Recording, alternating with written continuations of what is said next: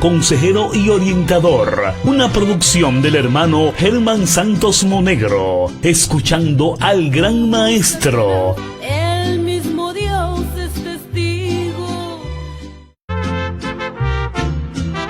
Escuchando al gran maestro, un programa educativo, consejero y orientador, una producción del hermano Germán Santos Monegro, escuchando al gran maestro. El mismo Dios es testigo.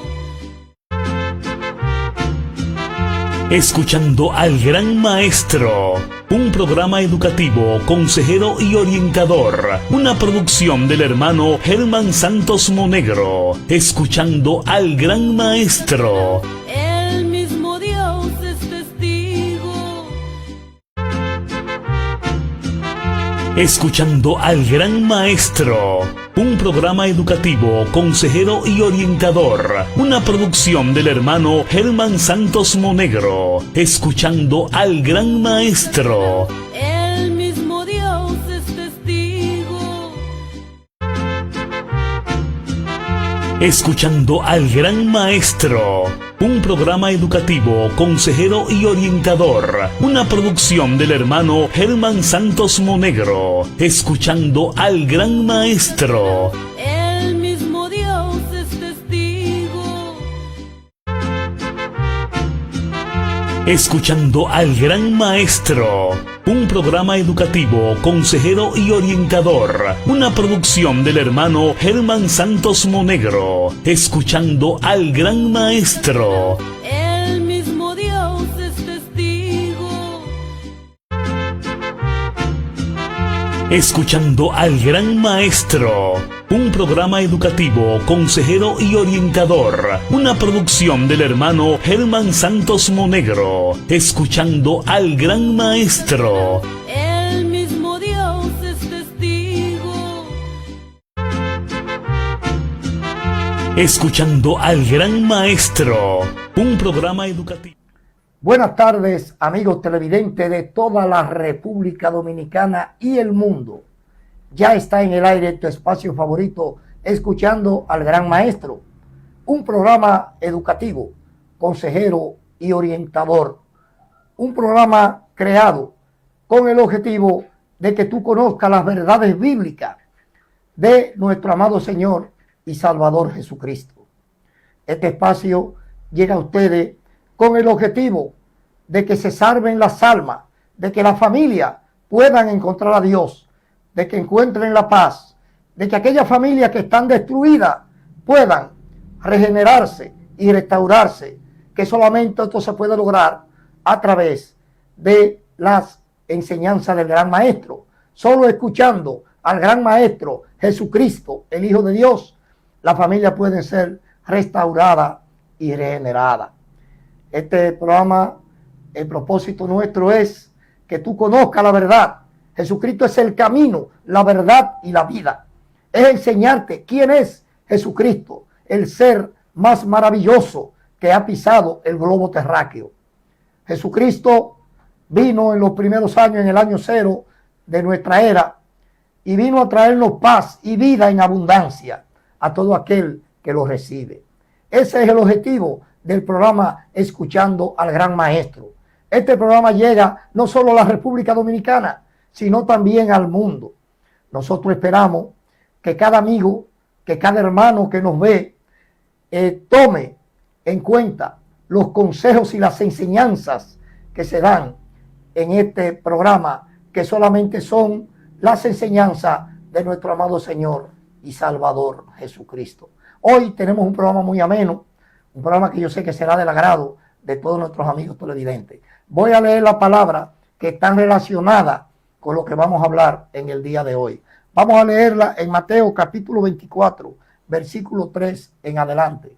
Leemos esta palabra para la gloria del Padre, del Hijo y el Espíritu Santo. Amén.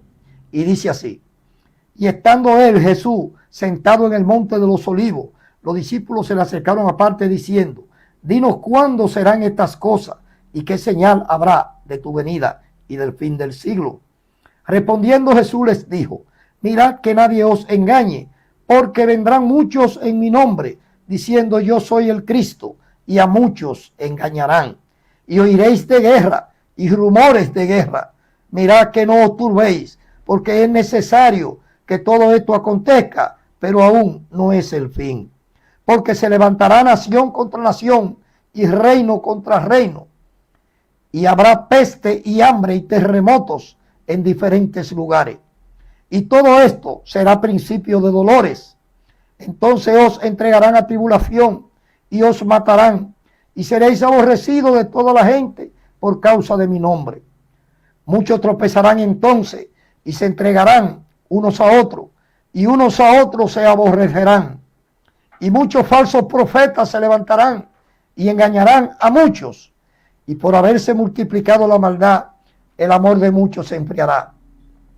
Mas el que persevere hasta el fin, este será salvo.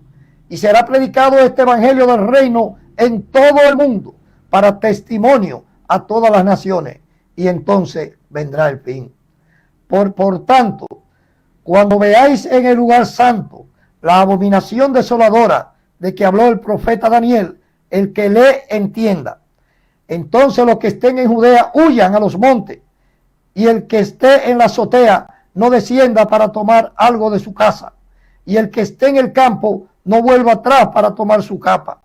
Mas ay de las que estén encinta y de las que críen en aquellos días. Orad pues que vuestra huida no sea en invierno ni en día de reposo, porque habrá entonces gran tribulación, cual no la ha habido desde el principio del mundo hasta ahora, ni la habrá. Amén. Dios añada bendiciones a su palabra. Hoy traemos un programa muy especial donde vamos a hablar de las 7 señales que Jesucristo dejó en su palabra, lo dejó escrita. 7 señales que nos enseñan sobre ya cuáles son los tiempos que estamos viviendo. También vamos a hablar de 7 enemigos que destruyen la santidad de la iglesia. Primeramente vamos a ver estos 7 enemigos que la destruyen la santidad, para que usted tenga conocimiento sobre este tema. Es importante que usted se mantenga en sintonía con este su espacio, escuchando al Gran Maestro, un programa educativo, consejero y orientador. Es el único programa donde te puede orientar de cómo tú y tu familia pueden escapar del juicio que viene a la tierra. Aquí solamente importan las almas, que es lo que el Señor nos ha enviado a buscar. El Señor nos ha enviado a reunir esas almas, esa familia, como la gallina reúne los polluelos bajo sus alas, para que no se pierdan, sino que procedan al arrepentimiento y Jesucristo la pueda salvar. Solo Jesús puede salvar. La salvación no tiene precio, es gratuita. La salvación no hay que pagar para recibirla, ni tiene que hacer ningún tipo de sacrificio. Ya el precio y el sacrificio que había que pagar por tu alma, Jesucristo lo pagó en la cruz del Calvario. Solo le resta al amigo y a todo ser humano aceptar a Jesús como su único Señor y Salvador de su vida. Y con eso yo te garantizo y Él te garantiza la vida eterna.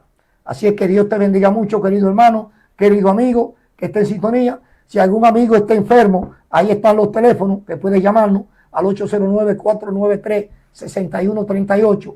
Alguno enfermo, alguno con problemas de cualquier índole, algún endemoniado, puedes llamarnos. Aquí está la solución. Este programa, el dueño, señor y director de este programa, escuchando al Gran Maestro, es el mismo Gran Maestro, Jesús de Nazaret, el Hijo del Dios Santísimo. Vamos a ver ahora el primer video que va a tratar sobre los 7 enemigos que destruyen la santidad de la iglesia. Estos son 7 enemigos que tú tienes que conocerlo y tómalo en cuenta, toma nota. Veamos, señor director, el siguiente video.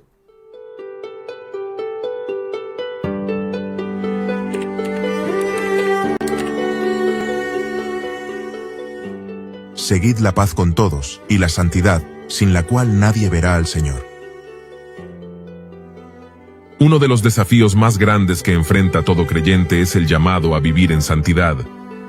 Desde tiempos antiguos, La batalla por mantener una vida apartada para Dios ha sido una lucha constante, no solo contra la carne, sino también contra fuerzas espirituales que buscan alejarnos de su propósito. La Biblia nos advierte que en este camino existen enemigos que intentarán desviarnos, tentarnos y hacernos caer. Hoy en día, vivimos en un mundo donde la tentación es más accesible que nunca. Redes sociales, filosofías humanistas y una sociedad cada vez más alejada de Dios parecen conspirar contra aquellos que desean vivir en santidad. Pero, ¿cuáles son estos enemigos? ¿Cómo identificarlos y enfrentarlos con firmeza? ¿Es posible vivir en santidad en medio de un mundo corrompido? En este video exploraremos los 7 enemigos de la santidad, aquellos obstáculos que el enemigo usa para debilitar nuestra fe y alejarnos del llamado de Dios. Prepárate para descubrir cómo vencerlos y permanecer firmes en la búsqueda de una vida que honre al Señor. Antes de seguir, cuéntanos, ¿cuál crees que es el mayor enemigo de la santidad? Déjanos tu comentario. Empezamos.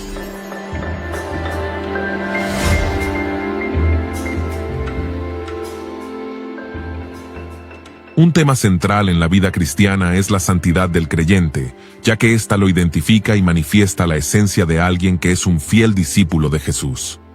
El llamado a la santidad no es una simple sugerencia, sino un mandato divino y una condición esencial que todo cristiano debe vivir en Cristo. Pero he aquí donde debemos entender que la santidad emana de Dios y es Él mismo quien la regula. Es decir, el criterio humano queda sin peso. Nuestra santidad posicional, el hecho de ser santos, es porque Él nos ha santificado, y nuestro progreso en la santificación ocurre porque Dios mismo realiza esa obra en nosotros a través de su Espíritu y su palabra. La santidad en la Biblia tiene una profundidad significativa, tanto en el hebreo del Antiguo Testamento como en el griego del Nuevo Testamento. En hebreo, la palabra principal para santidad es Kodesh, que implica separación, consagración y pureza. Se usa para referirse a Dios, a los objetos del templo y al pueblo de Israel cuando es apartado para Dios. La raíz del término, Kadash, transmite la idea de estar apartado para un propósito sagrado. En griego, la palabra utilizada en el Nuevo Testamento es agios, que también significa separado, consagrado o santo.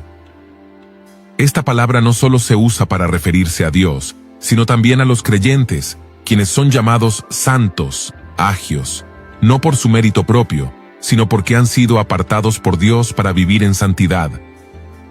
La santidad es el estado de ser apartado por Dios y para Dios, reflejando su carácter y voluntad. No es meramente una virtud moral, sino una realidad espiritual que implica tanto una posición en Cristo como un proceso continuo de transformación mediante la obra del Espíritu Santo y la palabra de Dios. Ahora bien, para que esto pueda llevarse a cabo, existen enemigos que distorsionan la verdadera santidad, y es precisamente esto lo que queremos abordar a continuación. Número 1. El liberalismo espiritual, o también se puede llamar torciendo la gracia de Dios. El liberalismo espiritual es una tergiversación del Evangelio que abusa de la gracia de Dios, convirtiéndola en una excusa para vivir en pecado sin temor ni arrepentimiento. Este problema no es nuevo. Desde los tiempos apostólicos, algunos han malinterpretado la gracia de Dios, enseñando que, porque somos salvos por gracia, podemos vivir sin restricciones morales. Sin embargo, esta enseñanza es una distorsión peligrosa que lleva a la complacencia con el pecado y a la erosión de la santidad en la vida del creyente. De hecho, los escritores bíblicos lo advirtieron. Leamos Judas capítulo 1 verso 4. Porque algunos hombres han entrado encubiertamente, los que desde antes habían sido destinados para esta condenación, hombres impíos, que convierten en libertinaje la gracia de nuestro Dios, y niegan a Dios, el único soberano, y a nuestro Señor Jesucristo. La enseñanza de la gracia puede volverse peligrosa cuando los falsos maestros o personas de mentalidad carnal la distorsionan. Creen erróneamente que, por ser salvos por gracia, pueden vivir como les plazca. Hoy en día hay muchos predicadores de renombre que han caído en este error, y millones los siguen porque sus mensajes resultan agradables y cómodos. Ahora bien, el peligro del liberalismo espiritual afecta la vida cristiana de varias maneras. En primer lugar, justificación del pecado. Enseña que, como Dios es amor y perdona, el pecado ya no tiene consecuencias serias. Promueve frases como, Dios me ama tal como soy, sin enfatizar que Él también nos llama al arrepentimiento y a la transformación. En segundo lugar, la eliminación del temor de Dios es una de las consecuencias más peligrosas del liberalismo espiritual. Se rechaza la idea de que Dios es juez y que disciplinará a quienes viven en pecado, promoviendo una visión desequilibrada de su carácter. Se enfatiza únicamente la misericordia divina, ignorando su justicia y santidad, lo que lleva a los creyentes a perder el temor de Dios. Como resultado, comienzan a ver prácticas pecaminosas y mundanas como algo normal, adoptando un evangelio complaciente que difiere del verdadero llamado a creer en Jesús con arrepentimiento y transformación. En tercer lugar, el rechazo de la obediencia es otra grave consecuencia del liberalismo espiritual. Se tiende a etiquetar cualquier enseñanza sobre la santidad y la vida en obediencia a Dios como legalismo, tergiversando el verdadero significado de la gracia. Bajo esta mentalidad, se promueve la idea de que la obediencia a los mandamientos de Dios es innecesaria porque Cristo ya pagó por todo, lo que lleva a muchos a vivir sin un compromiso genuino con la transformación espiritual. En lugar de ver la gracia como un llamado a una vida de santidad, la convierten en una excusa para la complacencia y el descuido moral. En cuarto lugar, predicación ligera y superficial. En el liberalismo espiritual, la predicación se vuelve superficial y carente de profundidad bíblica. Se evita confrontar el pecado, ya que el objetivo principal es no incomodar a la audiencia. En lugar de exhortar al arrepentimiento y la transformación, los mensajes se centran en una fe emocional y motivacional que solo busca hacer sentir bien a las personas. Esta tendencia crea creyentes con una base doctrinal débil, que buscan solo experiencias agradables en lugar de un verdadero crecimiento espiritual. Como resultado, muchos terminan con una fe inestable, sin convicciones firmes ni compromiso con la santidad que Dios demanda. Ahora bien, veamos la refutación y solución bíblica. Para corregir este error, la Biblia es clara en que la gracia no solo nos salva, sino que también nos transforma y nos llama a una vida de santidad. En primer lugar, la gracia no es licencia para pecar. En Romanos capítulo 6, versos 1 y 2 dice, ¿qué pues diremos? ¿Perseveraremos en el pecado para que la gracia abunde? En ninguna manera, porque los que hemos muerto al pecado, ¿cómo viviremos aún en él?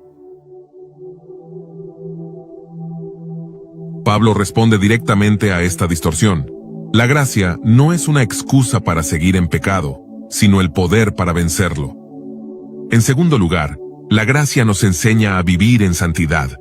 En Tito capítulo 2, versos 11 y 12 dice, porque la gracia de Dios se ha manifestado para salvación a todos los hombres, enseñándonos que, renunciando a la impiedad y a los deseos mundanos, vivamos en este siglo sobria, justa y piadosamente.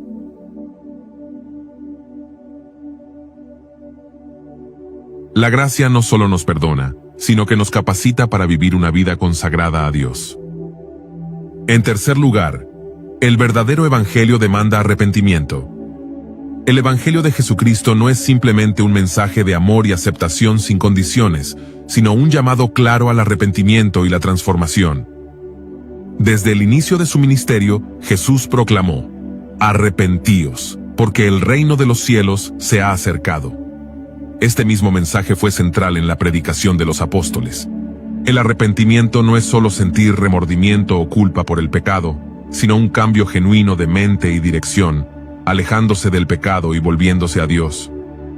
Sin embargo, el liberalismo espiritual diluye este aspecto esencial del Evangelio, promoviendo la idea de que la salvación es solo un acto de fe intelectual sin necesidad de transformación.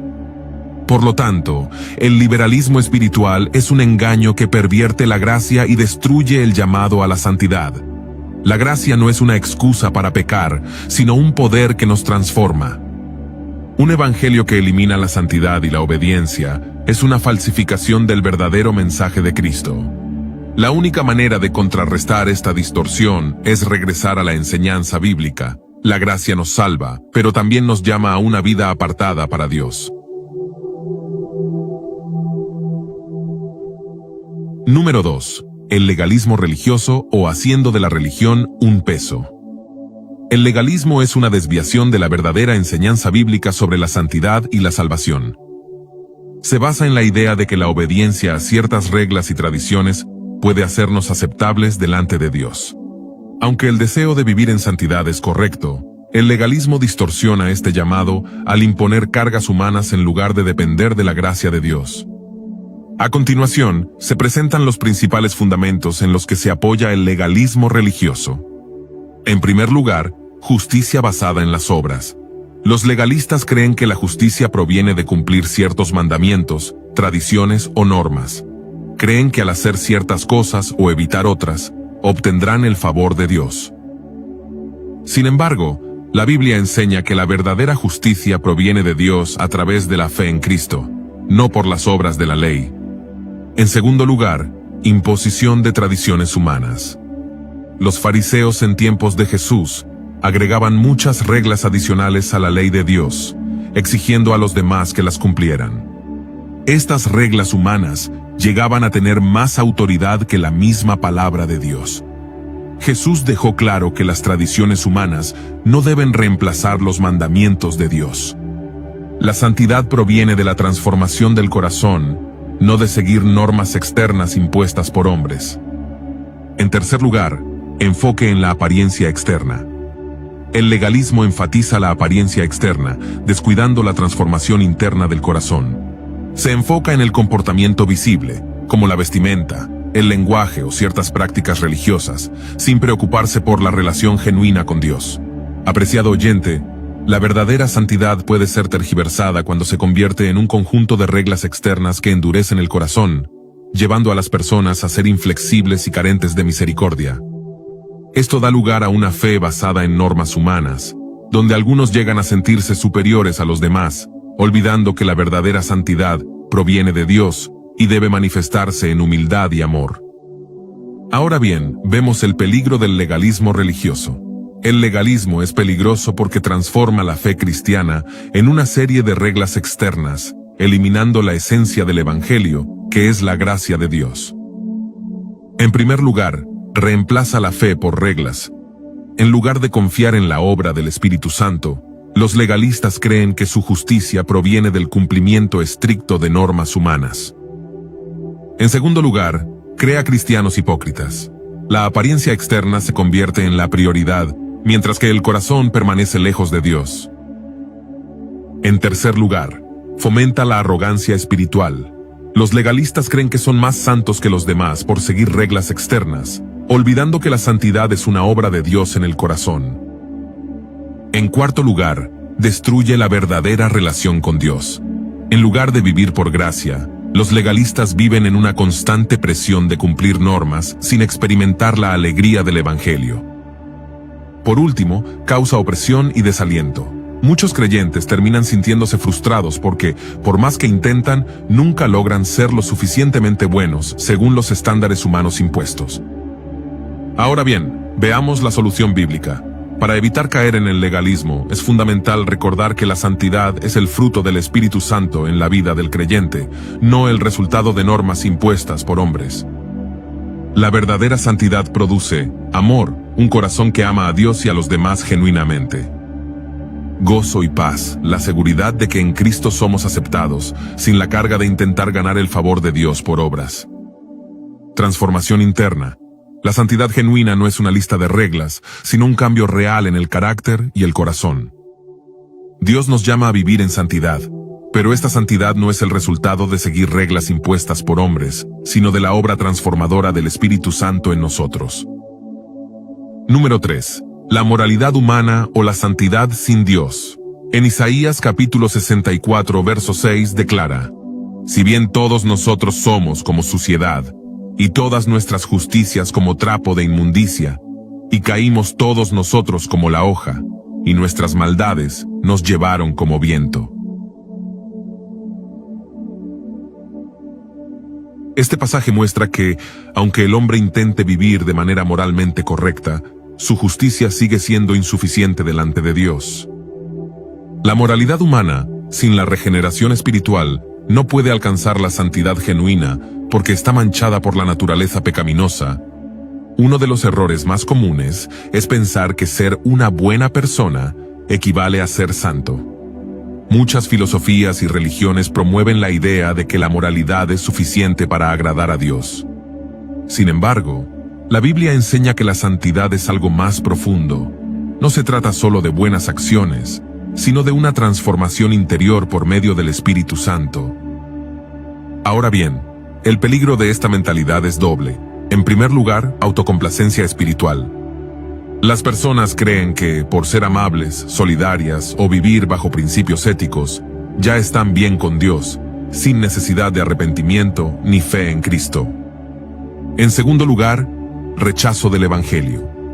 Al ver la santidad como algo alcanzable por méritos humanos, muchos niegan la necesidad de Cristo, cayendo en el error de los fariseos, quienes confiaban en su propia justicia en lugar de la gracia de Dios.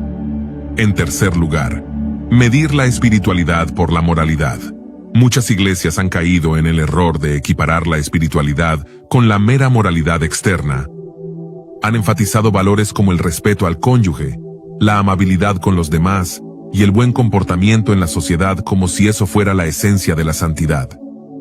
Si bien estos aspectos son importantes y forman parte del carácter de un creyente, no son suficientes para definir la verdadera espiritualidad ni la santidad bíblica. Este enfoque ha llevado a muchas congregaciones a promover una santidad basada en normas de conducta social, en lugar de una transformación genuina del corazón. Se predica que ser una persona educada, cortés y servicial es sinónimo de estar bien con Dios, dejando de lado la necesidad del arrepentimiento, la comunión con Cristo y la obra santificadora del Espíritu Santo. Ahora bien, la solución sería reconocer que la verdadera santidad solo viene a través de Cristo. La verdadera santidad implica la regeneración espiritual. Solo a través del nuevo nacimiento podemos ser hechos santos. También la dependencia del Espíritu Santo. La santidad no es producto de la fuerza humana, sino del obrar del Espíritu. Por último, transformación progresiva. Dios nos santifica cada día mediante su palabra y su Espíritu. Por lo tanto, la moralidad sin Dios es solo una apariencia vacía. No basta con ser buena persona, es necesario ser transformado por Cristo y vivir en obediencia a su palabra. Número 4. La contaminación del mundo o la nueva idolatría moderna. Uno de los mayores peligros que enfrenta la iglesia actual es la influencia del mundo y su sistema de valores, el cual promueve una idolatría moderna que aleja a los creyentes de la verdadera santidad. A diferencia de la idolatría antigua, donde las personas adoraban imágenes de piedra o metal, hoy en día la idolatría se manifiesta de forma más sutil, tomando la forma de placeres, entretenimiento, fama, dinero, ideologías y autoidolatría. Dios nos ha llamado a ser santos y apartados del sistema de este mundo, pero cuando la iglesia adopta la mentalidad y costumbres del mundo, se pierde el propósito de la santidad. Veamos cómo la nueva idolatría está contaminando la vida de muchos cristianos y cómo combatirla. En primer lugar, la idolatría del placer y el entretenimiento. Hoy en día, muchos han cambiado su amor por Dios por un amor desmedido por el entretenimiento. Se prioriza la diversión sobre la búsqueda de Dios. El tiempo que debería dedicarse a la oración, la palabra y el servicio es absorbido por horas en redes sociales, videojuegos, series y actividades superficiales. El peligro. Se reemplaza la pasión por Dios con una obsesión por el placer. En segundo lugar, la sociedad moderna promueve la idea de que el éxito y la felicidad dependen de la acumulación de bienes materiales. Muchos creyentes han caído en esta trampa, persiguiendo el dinero a expensas de su relación con Dios. El peligro. El amor al dinero enfría el corazón y reemplaza a Dios como prioridad. En tercer lugar, la idolatría de la autoexaltación y el ego. Vivimos en una era donde el ego y la imagen personal se han convertido en el centro de todo. La gente vive obsesionada con su apariencia, seguidores en redes sociales y aprobación de los demás. Incluso dentro de la iglesia, hay quienes buscan ser admirados en lugar de servir con humildad. El peligro, el orgullo y la vanidad alejan a las personas de Dios y fomentan la autosuficiencia. En cuarto lugar, La idolatría de las ideologías del mundo. Muchas iglesias han adoptado ideologías y filosofías mundanas que contradicen la palabra de Dios. Se predican mensajes de autoayuda en lugar del Evangelio, se promueven valores seculares en lugar de principios bíblicos, y se ajusta la doctrina para no ser ofensivos al mundo. El peligro. La iglesia se vuelve irrelevante espiritualmente, perdiendo su identidad y misión. Cuando la iglesia no establece una clara distinción entre ella y el mundo, sus valores se debilitan y pierde la verdadera santidad. Esta falta de separación abre la puerta a la contaminación espiritual, comprometiendo su testimonio y su llamado a ser luz en medio de la oscuridad. Por ello, adaptarse al sistema del mundo representa un grave peligro para la santidad. Ahora bien, ¿cómo mantenerse libre de la contaminación del mundo? En Romanos capítulo 12, verso 2 dice: No os conforméis a este siglo, sino transformaos por medio de la renovación de vuestro entendimiento, para que comprobéis cuál sea la buena voluntad de Dios, agradable y perfecta. El mundo constantemente ejerce presión sobre los creyentes para que se amolden a sus valores y costumbres, promoviendo una mentalidad que minimiza la santidad y el compromiso con Dios. Sin embargo, la verdadera santidad implica vivir separados para Dios, resistiendo la influencia del pecado y renovando nuestro pensamiento conforme a su palabra. Para vivir en verdadera santidad y evitar la contaminación del mundo, debemos, en primer lugar, evaluar nuestras prioridades. Es importante preguntarnos, ¿qué ocupa la mayor parte de nuestro tiempo y atención? Si las cosas del mundo nos consumen más que nuestra relación con Dios, es necesario hacer ajustes y asegurarnos de que Él sea nuestra prioridad. En segundo lugar, examinar nuestras influencias. Todo lo que consumimos influye en nuestra mente y corazón. ¿Qué estamos viendo, leyendo y escuchando? La música, las películas, las redes sociales y las conversaciones que permitimos en nuestra vida pueden acercarnos o alejarnos de Dios. En tercer lugar, buscar más de Dios. La única forma de contrarrestar la contaminación del mundo es sumergiéndonos en la presencia de Dios. Dedicar tiempo a la oración, el estudio de la Biblia y la comunión con otros creyentes nos fortalece espiritualmente y nos mantiene firmes en la fe. En cuarto lugar, separarnos de lo que nos aleja de Dios. Si algo está afectando nuestra relación con Dios, debemos estar dispuestos a apartarnos de ello. Esto puede incluir amistades tóxicas, hábitos destructivos o ambientes que nos enfrían espiritualmente. En quinto lugar, depender del Espíritu Santo. La santidad no se logra con esfuerzo humano, sino por el poder del Espíritu Santo. Él nos guía, nos da discernimiento y nos capacita para vencer la contaminación del mundo y vivir conforme a la voluntad de Dios. Mantenernos libres de la contaminación del mundo requiere una decisión diaria de buscar a Dios y rendir nuestra vida completamente a Él. Solo así podremos vivir en la verdadera santidad que nos distingue como hijos de Dios. Número 5. El relajamiento espiritual o cristianos sin compromiso. En Mateo capítulo 25, verso 3, dice: Las insensatas, tomando sus lámparas, no tomaron consigo aceite. Uno de los mayores peligros en la vida cristiana es la falta de compromiso y disciplina espiritual.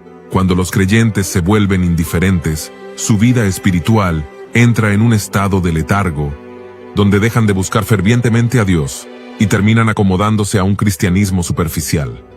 El peligro. La apatía espiritual lleva a la tibieza. En Apocalipsis capítulo 3, verso 16 dice: Pero por cuanto eres tibio, y no frío ni caliente, te vomitaré de mi boca. La tibieza espiritual es un estado en el que el creyente ya no arde con pasión por Dios, pero tampoco está completamente apartado. Se conforma con una fe sin profundidad, sin compromiso y sin transformación real. Esta actitud es peligrosa porque lo hace vulnerable a la tentación, lo aleja del propósito de Dios y lo lleva a una vida cristiana vacía y sin frutos. El relajamiento espiritual se manifiesta de varias maneras: falta de oración y estudio de la Biblia, desinterés por congregarse y servir en la iglesia.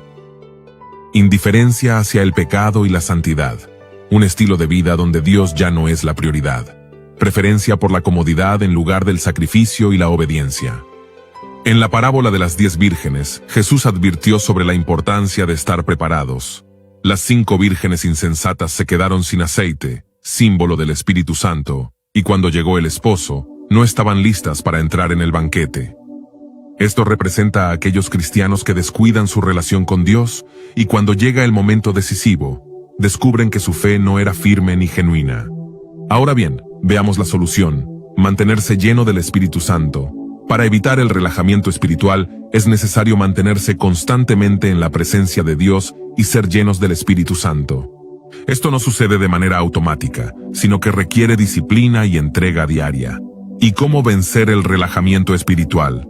En primer lugar, buscar una vida de oración constante. La comunión con Dios mantiene nuestra fe viva y nos fortalece espiritualmente. En segundo lugar, alimentarse de la palabra de Dios. Un creyente que no estudia la Biblia se debilita y se vuelve vulnerable a la tibieza. En tercer lugar, permanecer en comunidad. Congregarse y rodearse de hermanos en la fe ayuda a mantenernos firmes y motivados. En cuarto lugar, servir a Dios activamente. Cuando usamos nuestros dones para la obra del Señor, nuestra fe se fortalece y evitamos la apatía. En quinto lugar, examinar nuestro corazón. Es importante hacer una autoevaluación espiritual para identificar áreas en las que hemos dejado de buscar a Dios con pasión. La santidad no es un estado pasivo, sino un esfuerzo constante de separación del pecado y consagración a Dios. Muchos creyentes desean ser santos, pero sin disciplina ni compromiso. Sin embargo, la Escritura enseña que la santidad requiere diligencia. No se puede vivir una vida santa si no se es intencional en buscar a Dios y obedecer su palabra. Número 6. No hacer morir los deseos carnales o negligencia en la santificación. En Romanos capítulo 8, verso 13 dice: Si vivís conforme a la carne, moriréis, mas si por el Espíritu hacéis morir las obras de la carne, viviréis. La santificación no es opcional en la vida cristiana, es un proceso continuo en el que el creyente debe, con la ayuda del Espíritu Santo, someter su carne y sus deseos pecaminosos. Sin embargo, muchos descuidan este llamado y terminan cediendo a la naturaleza carnal, lo que la aleja de la santidad y de una relación genuina con Dios.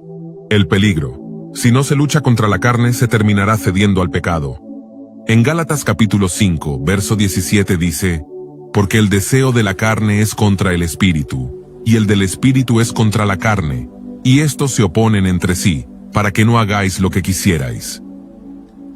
El creyente está en una constante batalla entre la carne y el espíritu. Cuando se descuida la santificación y no se hace morir los deseos carnales, estos se fortalecen y terminan dominando la vida del cristiano. Esto puede manifestarse en hábitos pecaminosos, debilidad espiritual y finalmente, en una vida alejada de Dios. Un claro ejemplo de esto lo vemos en la vida del rey David. No vigiló su corazón y cayó en adulterio. David, un hombre conforme al corazón de Dios, cayó en pecado porque en un momento de descuido permitió que los deseos de la carne tomaran el control. En lugar de estar en la batalla, se quedó en su palacio, y desde allí, su negligencia lo llevó a cometer adulterio con Betsabé. Su falta de vigilancia y autocontrol lo llevó a tomar decisiones que afectaron no solo su vida, sino la de su familia y su reino. Este ejemplo nos enseña que nadie está exento de caer si descuida la santificación. Por eso, es vital estar en constante vigilancia y sometimiento al Espíritu Santo. Ahora bien, la solución sería negarse a sí mismo y vivir en el Espíritu. En Gálatas capítulo 5, verso 16 dice: Digo pues, andad en el Espíritu y no satisfagáis los deseos de la carne. Para vencer los deseos carnales, es necesario tomar medidas prácticas y espirituales. En primer lugar, negarse a sí mismo diariamente. La vida cristiana implica sacrificio y renuncia. No se puede vivir para Dios y al mismo tiempo alimentar los deseos carnales. En segundo lugar, alimentar el espíritu más que la carne. Lo que nutrimos en nuestra vida determina lo que dominará. Si un creyente pasa más tiempo en entretenimiento mundano que en la palabra y la oración, su carne se fortalecerá y el espíritu se debilitará en su vida. En tercer lugar, cortar con todo lo que alimente los deseos pecaminosos. Jesús nos enseña que debemos ser radicales al tratar con aquello que nos lleva al pecado. Si hay amistades, hábitos o influencias que nos alejan de la santidad, es necesario alejarnos de ellas. En cuarto lugar, buscar la llenura del Espíritu Santo. Solo el Espíritu Santo puede darnos la fuerza para vencer la carne. Cuando estamos llenos del Espíritu, no hay espacio para los deseos pecaminosos. Por último, tener una mentalidad renovada. Para vivir en santidad, es necesario cambiar la forma de pensar y adoptar la mente de Cristo. Esto se logra a través del estudio de la palabra y la comunión con Dios. La santidad no es simplemente evitar pecados visibles, sino un esfuerzo continuo por consagrar cada área de nuestra vida a Dios. La negligencia en la santificación es un enemigo peligroso porque da lugar a un cristianismo superficial, donde se cree que es posible ser salvo sin esforzarse por vivir en pureza y obediencia. Un verdadero creyente entiende que la santidad no es opcional, sino un mandato divino. Por lo tanto, debemos estar atentos, luchando cada día contra los deseos de la carne y buscando la llenura del Espíritu Santo para vivir una vida que honre a Dios. Número 7. La tolerancia al pecado o compromiso con la impiedad. Tolerar el pecado no significa simplemente cometer errores o luchar con la naturaleza humana, sino llegar a un punto en el que ya no se percibe el pecado como algo grave. Es cuando se acepta el mal en la vida personal o en la congregación sin tomar medidas para corregirlo. Esto puede manifestarse de varias maneras. Se minimiza el pecado con frases como «Dios entiende» o «Todos somos humanos». Se evita hablar de arrepentimiento por miedo a ofender o parecer radical. Se permite el pecado dentro de la iglesia bajo la excusa de ser inclusivos o amorosos. Se normalizan conductas que antes se consideraban incorrectas. Se participa en actividades que claramente desagradan a Dios sin sentir convicción. El problema de la tolerancia al pecado es que, poco a poco, debilita la santidad en la vida del creyente y lo aleja de Dios. La palabra advierte que no debemos hacer concesiones con el pecado, sino confrontarlo con la verdad. Cuando se justifica el pecado en lugar de combatirlo, la vida espiritual se debilita y se crea consecuencias graves. En primer lugar, pérdida del temor de Dios. Cuando el pecado se tolera, la conciencia se endurece y ya no se siente la misma convicción. El creyente comienza a justificar cosas que antes rechazaba, se pierde la reverencia a Dios y se ve la gracia como una licencia para pecar. En segundo lugar, alejamiento de la presencia de Dios. La santidad es un requisito para estar cerca de Dios. Cuando se permite el pecado sin arrepentimiento, la comunión con Dios se debilita. El Espíritu Santo se entristece y su presencia deja de manifestarse con poder. En tercer lugar, normalización del pecado en la iglesia. Lo que antes se consideraba inaceptable comienza a verse como algo normal. Se cambia la enseñanza bíblica para ajustarse a las tendencias del mundo. Los creyentes pierden la capacidad de discernir entre lo santo y lo profano. En cuarto lugar, corrupción dentro del pueblo de Dios. Un pecado tolerado puede extenderse y contaminar a otros. Si la iglesia no reprende el pecado, más creyentes caerán en el mismo error. La falta de disciplina espiritual puede llevar a la apostasía. En quinto lugar, enfriamiento y tibieza espiritual. La falta de firmeza contra el pecado lleva a la indiferencia espiritual. Se pierde la pasión por Dios y por su palabra. Se reemplaza la santidad por un cristianismo superficial y sin compromiso. Ahora bien, la solución sería exponer y rechazar el pecado. Para evitar caer en la tolerancia al pecado es necesario, en primer lugar, examinar nuestra vida constantemente. Hacer un análisis sincero de nuestra vida para ver si hay áreas donde estamos permitiendo el pecado. Pedirle al Espíritu Santo que nos muestre lo que debemos cambiar. En segundo lugar, no justificar el pecado. En lugar de buscar excusas, debemos reconocer nuestras fallas y apartarnos de ellas. La gracia de Dios no es licencia para pecar, sino poder para vencer el pecado. En tercer lugar, confrontar el pecado con amor y firmeza. No callar cuando vemos que un hermano está en peligro.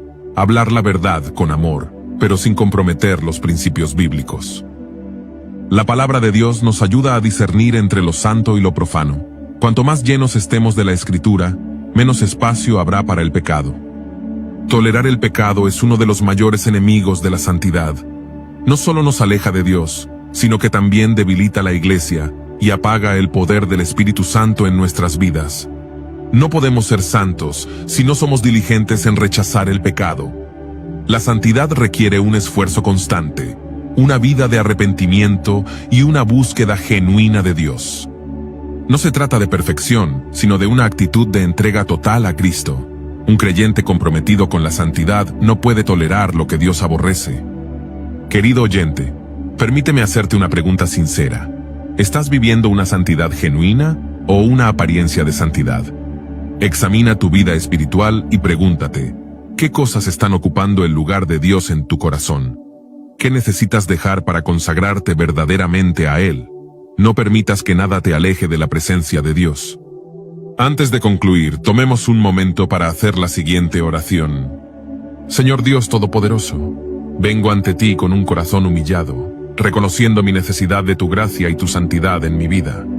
Padre, examina mi corazón y muéstrame aquellas áreas en las que he permitido la contaminación del mundo, la indiferencia espiritual o la tolerancia al pecado. Límpiame, Señor, y ayúdame a apartarme de todo lo que me aleja de ti. Te pido que renueves mi mente y mi espíritu, que me llenes de tu Santo Espíritu y pongas en mí el anhelo de vivir en santidad. No quiero conformarme con una fe superficial, sino caminar en obediencia, amor y temor reverente a ti. Señor, dame la fuerza para vencer las tentaciones y la diligencia para buscarte cada día en oración y en tu palabra, que mi vida refleje tu gloria y sea un testimonio vivo de tu poder transformador. En el nombre de Jesús, te lo pido y te doy gracias. Amén. Hemos llegado al final de este video, y esperamos que haya sido de gran bendición y edificación para tu vida. Nuestro deseo es que este mensaje te ayude a reflexionar. Que el Señor te continúe bendiciendo en esta hermosa tarde de este sábado. Este es tu espacio favorito, Escuchando al Gran Maestro, un programa educativo, consejero y orientador. Con relación a este video tan interesante que hemos visto, vamos a escuchar una canción ahora que quiero colocarle a ustedes, que se titula Ayuda a tu pueblo, que la canta el hermano Estanislao Marino. Adelante, señor director.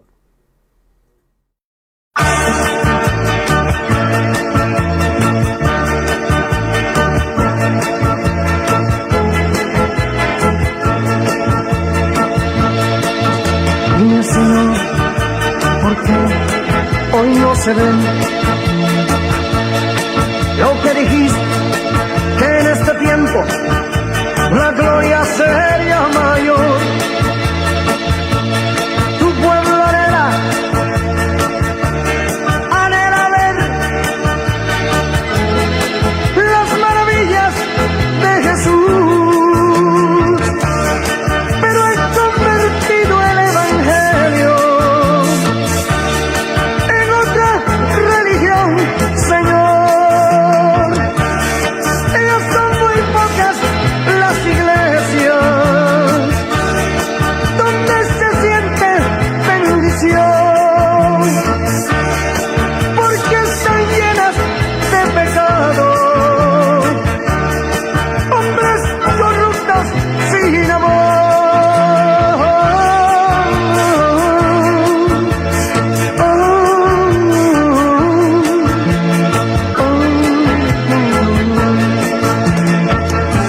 Ayuda a tu pueblo que ya está cansado de escuchar palabras de hombre, quiere ahora ver la gloria de Dios. Ayuda a tu pueblo que ya está cansado de escuchar palabras de hombre, quiere ahora ver la gloria de Dios.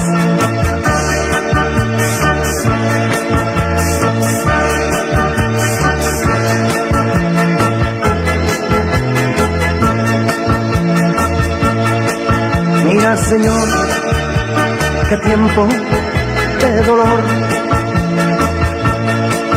para tu pueblo que gime en oración. Cuántos tropiezos, cuántas caídas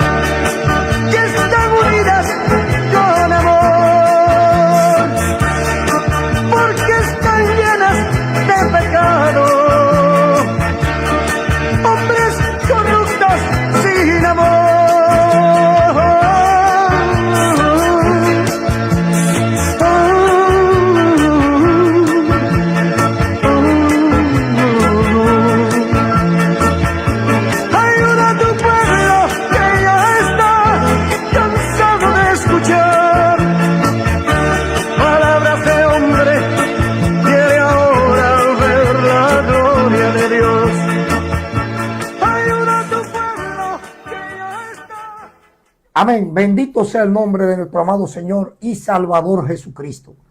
Esta alabanza quise compartirla con ustedes. Ayuda a tu pueblo, Señor, del hermano Estanislao Marino, porque es una canción que habla una verdad para la iglesia de hoy. Hoy la iglesia está llena de personas, la mayoría de las iglesias están corrompidas, se han corrompido, han dejado el primer amor. Ya la mayoría de estos ministros andan con las lámparas vacías, no tienen aceite, como aquellas 5 vírgenes insensatas. Por esta razón, este programa está en el aire, para aconsejarlo. Este es un programa de consejería, un programa educativo, lo educamos en cuanto al evangelio, que el evangelio de Jesucristo no puede variar. El evangelio de Jesucristo, no podemos vivir una cosa, lo que vivimos ayer, hoy nosotros rechazarlo, porque ese no es el evangelio de Jesús. El evangelio de Jesucristo es hoy, mañana y siempre, y sigue siendo lo mismo.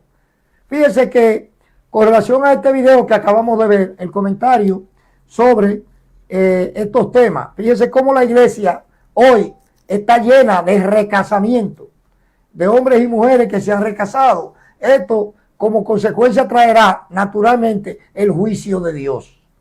La Biblia dice que a los fornicarios y a los adúlteros lo va a juzgar Dios. Nosotros decimos esto no juzgándolo a ellos, sino lo que dice la Escritura. Las Escrituras son tajantemente claras en cuanto al matrimonio y dice que lo que Dios unió no lo separe el hombre. Nosotros simplemente estamos llamados a enseñarte la palabra como está. Fíjate cómo el hombre, cómo la iglesia hoy vive en un ámbito mundano, donde ustedes saben que cuando Cristo estuvo en la tierra, Jesucristo peleó contra 3 enemigos que nosotros conocemos. ¿Cuáles son estos 3 enemigos? Los 3 enemigos son la carne, lo primero, los pecados carnales. Los pecados carnales son pecados que incitan al ser humano a cometer actos bochornosos, actos que nos avergüenzan delante de nuestro Padre Celestial. El Señor nos ha enviado a nosotros ¿a qué? A levantar esta voz de alerta, para que usted conozca que los pecados sexuales no son de Dios. Todos esos ministros y personas que están metidos en ese tipo de acciones, Dios lo va a juzgar. Sea hoy o mañana, ellos van a un juicio. Van a ir al juicio porque dice la palabra que a los adúlteros y a los fornicarios lo va a juzgar el mismo Dios. Oiga bien, Dios es el juez, porque Dios estableció el matrimonio desde el principio. Dios no ha establecido el matrimonio como este relajo que tenemos. Que vemos ya pastores con 3 y 4 matrimonios, pastoras con 2 y 3 matrimonios.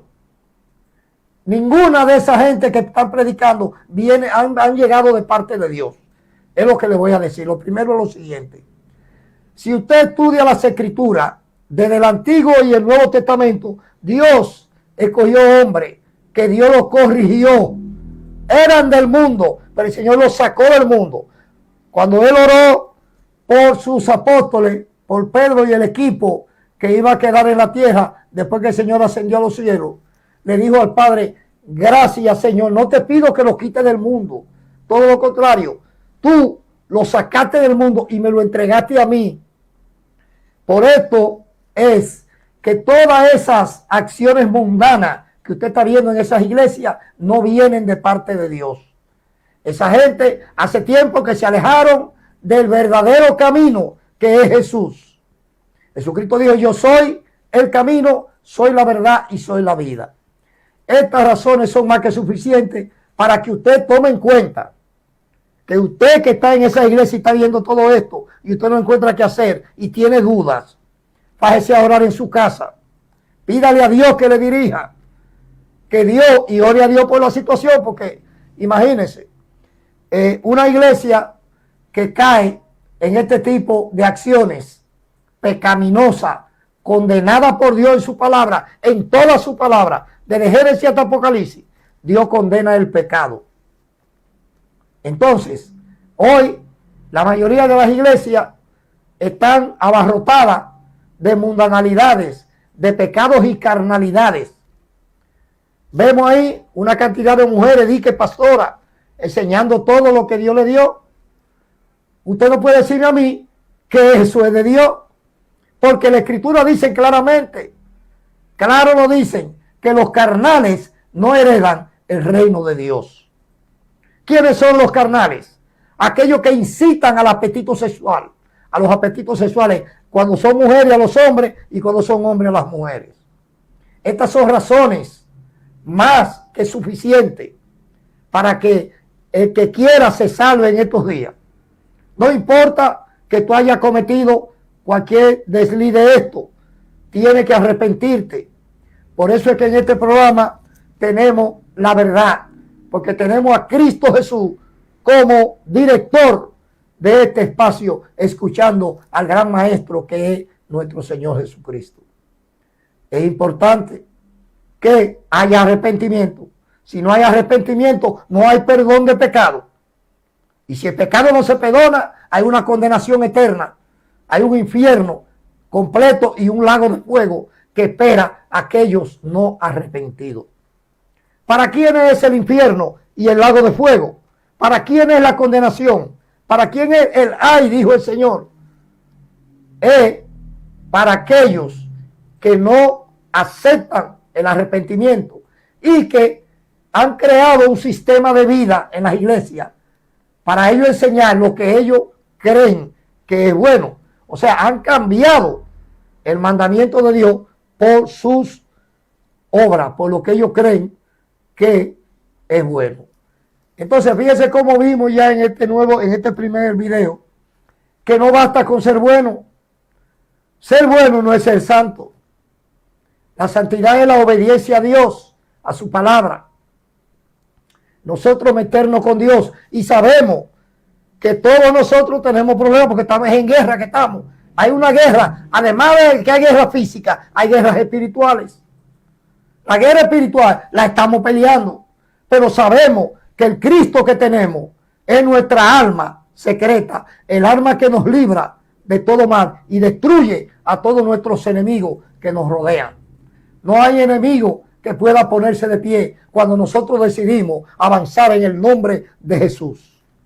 Es Cristo el alma poderosa con la que tú cuentas, esa sangre preciosa que destruye el pecado en segundo. ¡Brum! Deja de existir, porque solo la sangre de Jesús es la que tiene poder. Muchas veces nosotros estamos en la iglesia y lo que estamos adorando personas, no imágenes, sino personas, adorando al ser humano. Esto sucedió en la época de Pablo. Hoy vemos cuántos hermanos y hermanas adulando a sus pastores para tener posición, para que lo dejen cantar, para que lo dejen hacer cosas en la iglesia. Todo esto, nada de eso viene de Dios. Todo eso es pecaminoso. Cuando usted comienza a idolatrar a un pastor, a un cantante, a un líder, a un predicador, usted está cometiendo, hace tiempo que usted se deslizó del evangelio, usted traspasó la fe y se fue al otro lado. Todo esto, este programa tenemos que enseñarlo, porque ese es el trabajo de nosotros, enseñar las escrituras como ellas están. Y no solo enseñarlas, sino nosotros aplicárnoslas, que es lo que dice la palabra. No solo sean hacedores, no solo sean oidores, sino hacedores. No solo sean profesores para enseñar y ustedes no la vivan, porque ¿de qué me sirve a mí yo enseñar la palabra si yo no la vivo? Para yo quedarme y perderme, entonces los que me escuchen se salven. Eso sería terrible para una persona. Por esto es que nosotros en este espacio, escuchando al gran maestro, la voz de Jesucristo en vivo, para que usted pueda escuchar lo que Jesucristo dejó escrito. Aquí nos basamos en los escritos de Jesús. Aquí no estamos nosotros pendientes a enseñanza que ni de Malaquía ni de fulano. Lo que Cristo enseñó es lo que vale, porque estamos en un nuevo pacto. El pacto nuevo está hecho con la sangre de Jesús, y todo el que crea no será avergonzado. Usted tiene que entender que si ustedes de los que lo tienen a usted en su iglesia, lo tienen a usted enseñándole cosas que no son de lo que Cristo enseñó, exija que le enseñen y léalo para que usted exija, porque si usted no conoce, usted va como buey al matadero, lo van a mandar al infierno y usted ni cuenta se va a dar cuando caiga. Es necesario que usted lea las Escrituras. El trabajo nuestro como programa educativo, consejero y orientador, es decirle a usted que se eduque con la palabra, con el Evangelio de Jesucristo, que se eduque con el nuevo pacto.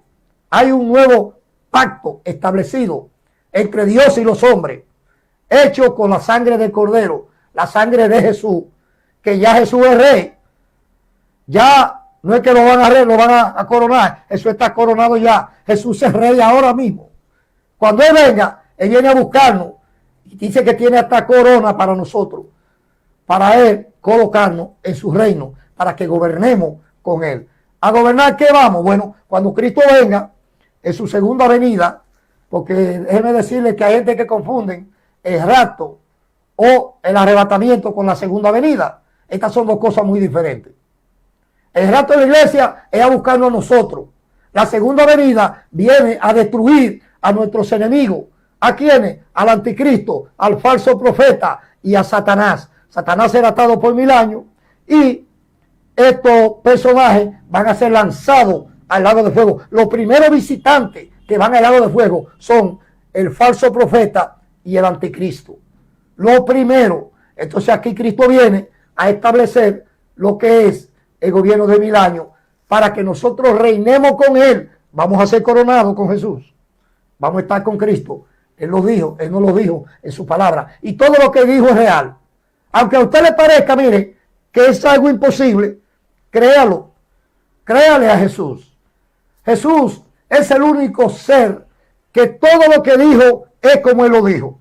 Y está comprobado. Hoy Jesucristo nos dio una cantidad de profecías que ahora en este segundo video, de esta segunda parte del programa, se lo vamos a mostrar para que ustedes lo vean. Yo quiero que ustedes lo vean, lo ponderen y lo consideren. Aquí vamos a ver 7 señales que Jesús nos dejó para que nosotros conociéramos cuáles eran los tiempos de fin y qué señal habría de la venida de Jesús a la tierra. Vamos a ver este video, señor director, que tenemos por ahí, el segundo video.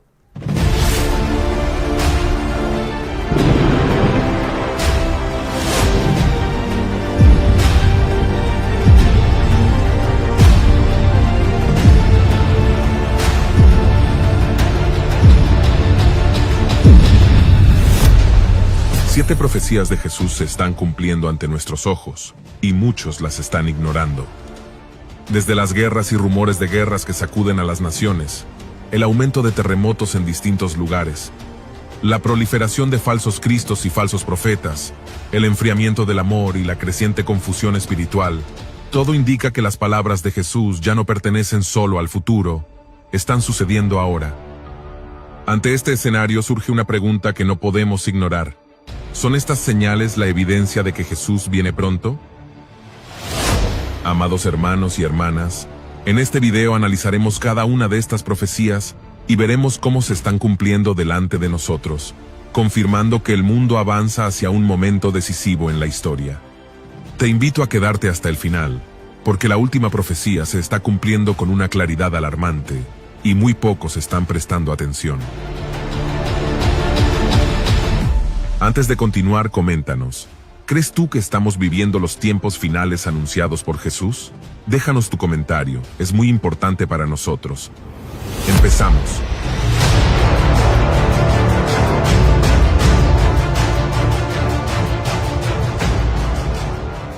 Número 1. Guerras constantes y rumores de guerras.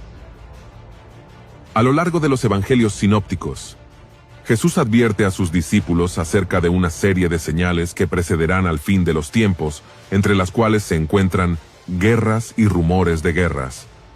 Leamos en Mateo, capítulo 24, versículo 6. Y oiréis de guerras y rumores de guerras.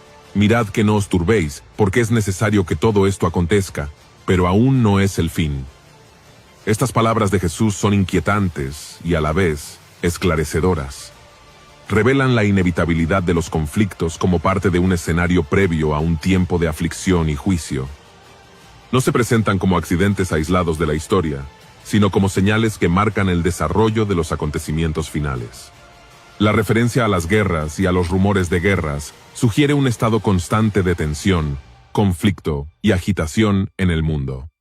Este fenómeno ha acompañado a la humanidad desde sus inicios, pero Jesús lo señala como un rasgo distintivo de los últimos tiempos. En un mundo marcado por la violencia, la inestabilidad y el temor colectivo, esta advertencia resuena con una fuerza particular en nuestra generación. Amados hermanos, cada uno de nosotros, aun cuando no estemos involucrados directamente en un conflicto armado, es plenamente consciente de la realidad de la guerra y de cómo esta profecía de Jesús se está cumpliendo. Consideremos a Israel, Palestina, Libia, Siria, Sudán, Irak, Yemen, Irán, Afganistán, Somalia, Rusia, Ucrania y muchos más. Tal vez al mencionar estos países algunos no podrían ubicarlos con precisión en un mapa, pero hay algo que todos sabemos que tienen en común: la guerra. La guerra es terrible y devastadora. Deja a su paso dolor, destrucción, familias rotas y generaciones marcadas por el sufrimiento. Es esta cruda realidad la que Jesús tiene en mente cuando afirma: «Y oiréis de guerras y rumores de guerras». El Señor emplea aquí una forma intencional de repetición. Primero menciona las guerras, es decir, los conflictos abiertos y visibles. Luego habla de los rumores de guerras, aquellos conflictos que aún no han estallado, pero que se gestan en las decisiones políticas, en las tensiones diplomáticas, en las amenazas y en la preparación militar de las naciones. Hoy esta profecía se cumple ante nuestros ojos de una manera aún más evidente debido al avance de la tecnología. El ser humano ha desarrollado armamento con una capacidad destructiva jamás vista en la historia. Basta una decisión, un error o una escalada mal calculada para desencadenar consecuencias irreversibles. Nunca antes las guerras potenciales habían tenido un alcance tan global, ni un impacto tan inmediato sobre toda la humanidad. Los rumores de guerras ya no se limitan a regiones distantes, se anuncian en tiempo real, se discuten en foros internacionales y generan temor a escala mundial. Por ejemplo, vemos a Israel atravesando un conflicto constante con sus vecinos en Medio Oriente. Y aunque muchos líderes, como Donald Trump, Jared Kushner y otros, han intentado mediar para el cese de la guerra, sus esfuerzos han sido en vano. Esto nos demuestra que el ser humano y organizaciones como, por ejemplo, las Naciones Unidas, no pueden resolver el problema de las guerras. Realmente, no habrá paz en el mundo hasta que venga el príncipe de paz. Mientras tanto, la profecía de Jesús debe cumplirse, tal como la estamos viendo en nuestros días. Número 2. Falsos Cristos. Amados hermanos, un falso Cristo o un falso Mesías es alguien que pretende ser el enviado de Dios para salvar a la humanidad. En Mateo, capítulo 24, versículo 5, Jesús dice: «Porque vendrán muchos en mi nombre, diciendo, yo soy el Cristo, y a muchos engañarán». Realmente estamos viviendo en los últimos días. Esta advertencia de Jesús es evidente hoy en día, porque vemos surgir falsos Cristos. Consideremos algunos de ellos. En primer lugar, INRI Cristo. INRI Cristo, cuyo nombre real es Álvaro Thaís, es un personaje brasileño que desde la década de 1980 se autoproclama la reencarnación de Jesucristo. Y es considerado ampliamente como un falso Cristo, tanto por iglesias cristianas como por autoridades religiosas y analistas sociales. Álvaro Thaís nació en 1948, en Indaial, estado de Santa Catarina, Brasil. Antes de asumir la identidad de INRI Cristo, llevó una vida común, desempeñando distintos oficios, hasta que afirmó haber tenido una revelación sobrenatural, en la que, según él, Dios le ordenó cambiar su nombre por INRI Cristo, haciendo referencia al título colocado sobre la cruz de Jesús en los Evangelios: Iesus Nazarenus Rex Iudaeorum. Desde ese momento comenzó a presentarse públicamente como el Mesías regresado. INRI Cristo niega doctrinas centrales del cristianismo bíblico. Afirma que Jesús no murió para redimir a la humanidad del pecado, rechaza la Trinidad, desacredita gran parte de la Biblia y sostiene que muchas palabras de Cristo fueron mal interpretadas o manipuladas. Él mismo declara que sus enseñanzas reemplazan a las Escrituras, colocándose por encima de la revelación bíblica, lo cual contradice directamente el mensaje de Jesús en los Evangelios. A lo largo de los años, ha realizado numerosas declaraciones extravagantes, incluyendo supuestas profecías, interpretaciones personales del fin del mundo y afirmaciones sobre su autoridad divina. También ha anunciado fechas para eventos apocalípticos que nunca se cumplieron, lo cual lo desacredita incluso bajo el criterio bíblico, ya que la Escritura enseña que cuando una profecía no se cumple, quien la pronuncia no viene de Dios. Henri Cristo vive actualmente en una especie de comunidad cerrada en Brasil, conocida como el Supremo Tribunal de la Santísima Trinidad, junto a un pequeño grupo de seguidoras, a quienes él llama discípulas. Viste túnicas blancas, lleva barba y cabello largo, imitando deliberadamente la iconografía tradicional de Jesús, lo cual forma parte de su estrategia de imagen pública.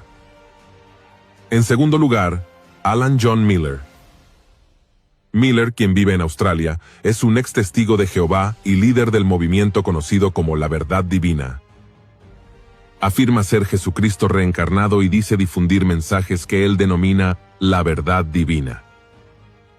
Realiza una serie de seminarios sobre este tema y utiliza diversos medios de comunicación, especialmente Internet. Vive con María Susan Luke, quien, según él, es el regreso de María Magdalena a la tierra. En tercer lugar, José Luis de Jesús Miranda. José Luis de Jesús Miranda fue un predicador religioso y empresario puertorriqueño, radicado en Miami, Estados Unidos. Era conocido por los alias de apóstol, doctor, papá, Dios y principalmente Jesucristo hombre. Miranda fue el fundador y líder de Creciendo en Gracia, registrada como Ministerio Internacional Creciendo en Gracia, con sede en Miami, Florida. Afirmaba ser tanto Jesucristo resucitado como el Anticristo, y exhibía un tatuaje con el número 666 en su antebrazo. Se refería a sí mismo como Jesucristo hombre. Quienes creen en Miranda celebran la Navidad el 22 de abril, ya que esa es la fecha de su nacimiento. Por lo tanto, sostienen que esa es la verdadera fecha de la Navidad. Miranda anunció que se sometería a una gran transformación en el año 2012, convirtiéndose en inmortal. Sin embargo, falleció en 2013. A pesar de ello, su legado permaneció en sus seguidores, quienes contaban con 710 centros de servicio en 25 países. Amados hermanos, hay muchos más nombres de personas que afirman ser Jesús, pero no terminaríamos de mencionarlos, por ello solo destacamos algunos. Estos casos nos muestran que las palabras de Jesús se están cumpliendo de una manera clara y evidente ante nuestros ojos. Número 3. Falsos profetas que engañarán a muchos. Para comprender esta advertencia de Jesús, leamos Mateo capítulo 24 versículo 11. Y muchos falsos profetas se levantarán y engañarán a muchos. Los falsos profetas no son un fenómeno nuevo. Fueron un problema constante a lo largo del Antiguo Testamento. Aquellos que afirmaban hablar en nombre de Dios sin haber sido enviados por Él, debían ser confrontados con firmeza e incluso castigados severamente, porque su influencia producía un daño profundo en la vida espiritual del pueblo. Sin embargo, pocas veces las personas tuvieron el valor de enfrentarlos, y como consecuencia, se multiplicaron, trayendo confusión, apostasía y desastre espiritual. De la misma manera, Jesús advierte que en los tiempos finales muchos falsos profetas se levantarán y engañarán a muchos. No se trata de una posibilidad lejana, sino de una realidad anunciada por el mismo Señor. Esta palabra encuentra un cumplimiento claro y profundo en nuestros días. Vivimos en una época donde la voz religiosa se ha multiplicado, pero donde la verdad bíblica ha sido relativizada. Nunca antes hubo tantos mensajes espirituales, tantas supuestas revelaciones, nuevas interpretaciones y figuras carismáticas que afirman hablar en nombre de Dios, pero que no permanecen fieles al testimonio completo de las Escrituras. Jesús advirtió que estos falsos profetas no vendrían negando a Dios abiertamente, sino presentándose con apariencia de verdad. Usan lenguaje bíblico, hablan de amor, de paz y de prosperidad, pero vacían el mensaje del arrepentimiento, de la cruz y de la santidad. Hoy vemos líderes que se autoproclaman ungidos especiales, apóstoles exclusivos o profetas con autoridad superior, desviando la mirada de Cristo hacia ellos mismos. Estas figuras atraen multitudes porque ofrecen soluciones rápidas, promesas terrenales, éxito material y bienestar emocional. Lo más alarmante es que muchos de ellos son ampliamente conocidos a nivel mundial y cuentan con millones de seguidores. De esta manera, también se cumple la advertencia del apóstol Pablo cuando dijo que llegaría el tiempo en que las personas no soportarían la sana doctrina, sino que, conforme a sus propios deseos, buscarían maestros que les digan lo que quieren oír. Amados hermanos, los falsos profetas de la actualidad no llaman a morir al pecado ni a someterse al señorío de Cristo. El engaño no está únicamente en lo que dicen, sino en lo que omiten. Callan sobre el juicio, evitan hablar de obediencia, eluden la negación del yo y rehúyen la fidelidad a la verdad cuando ésta confronta. Presentan un mensaje cómodo, pero no transformador. Esto encaja perfectamente con la advertencia de Jesús, porque el engaño más peligroso no es el que se presenta como oscuridad, sino el que se disfraza de luz. El apóstol Pablo lo confirmó al afirmar que Satanás se disfraza como ángel de luz, y sus ministros como ministros de justicia. La tecnología y las redes sociales han amplificado este fenómeno. Hoy un falso profeta no necesita una iglesia física para engañar a muchos, basta una pantalla, una audiencia masiva y un discurso emocional. Personas sin una base bíblica sólida pueden ser fácilmente arrastradas por palabras elocuentes, testimonios impactantes o supuestos milagros, sin discernir si el mensaje glorifica verdaderamente a Cristo o exalta al hombre. Jesús no dijo que engañarían a pocos, sino a muchos, y eso es exactamente lo que vemos. Sin embargo, la advertencia de Jesús no fue dada para producir miedo, sino discernimiento. Él llamó a sus discípulos a velar, a permanecer firmes en la verdad y a no dejarse llevar por cualquier viento de doctrina. En medio de este cumplimiento profético, la responsabilidad del creyente es volver constantemente a las Escrituras, probar los espíritus, examinar los frutos y mantener los ojos puestos en Cristo, no en los hombres. Número 4. Hambre y terremotos. Leamos Mateo capítulo 24, versículo 7. Y habrá pestes, y hambres, y terremotos en diferentes lugares. Amados hermanos, cuando Jesús habló de hambre, no se refería únicamente a la escasez ocasional de alimentos, sino a una condición que alcanzaría a naciones enteras y afectaría a millones de personas de manera prolongada. El hambre ha existido desde siempre, pero en nuestros días se manifiesta con una magnitud y una persistencia que confirman las palabras del Señor. África es uno de los ejemplos más visibles. Regiones como el Cuerno de África han sufrido durante años sequías extremas, colapsos agrícolas y conflictos armados que han dejado a millones de personas sin acceso básico a alimentos. Países como Somalia, Etiopía y Sudán del Sur enfrentan crisis humanitarias donde niños mueren por desnutrición y familias enteras dependen de ayuda internacional para sobrevivir. Pero el hambre no se limita a África. En Asia, naciones como Yemen han sido devastadas por la guerra, provocando una de las peores crisis alimentarias del mundo moderno. En América Latina, países como Venezuela han experimentado un colapso económico que llevó a una escasez generalizada de alimentos, afectando a millones de personas. Junto al hambre, Jesús habló de terremotos en diferentes lugares, y esta señal también se cumple con claridad en nuestra generación. Haití es un ejemplo doloroso. El 12 de enero de 2010, un terremoto devastador destruyó gran parte del país, dejando cientos de miles de fallecidos, ciudades en ruinas y una nación ya vulnerable sumida en una crisis aún mayor. Japón es otro caso impactante. El 11 de marzo de 2011, un poderoso terremoto seguido de un tsunami sacudió la región de Tohoku, causando una catástrofe sin precedentes y recordando al mundo que ni la tecnología más avanzada puede garantizar seguridad absoluta frente a la fuerza de la Tierra. Turquía es otro ejemplo reciente y contundente. El 6 de febrero de 2023, una serie de terremotos de gran magnitud derribó ciudades enteras, causando una devastación inmensa y afectando a millones de personas en cuestión de minutos.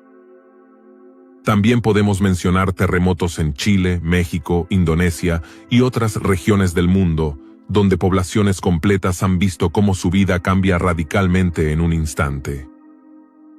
Estos eventos no distinguen entre ricos o pobres, creyentes o no creyentes.